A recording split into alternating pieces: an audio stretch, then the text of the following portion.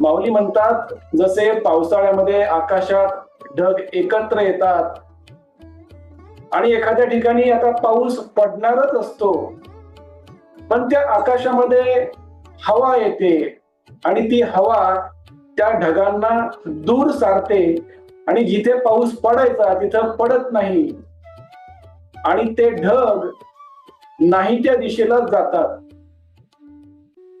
त्याचप्रमाणे जीवन नावाच्या आकाशामध्ये जेव्हा समाधान, यश, शांती नावाचे ढग एकत्र येतात आणि आनंदाचा पाऊस पडणारच असतो, त्या ठिकाणी मोह नावाची हवा येते आणि या आनंदाला, समाधानाला, शांतीला, यशाला नाही त्याच ठिकाणी घेऊन जाते किंवा दूर सारते.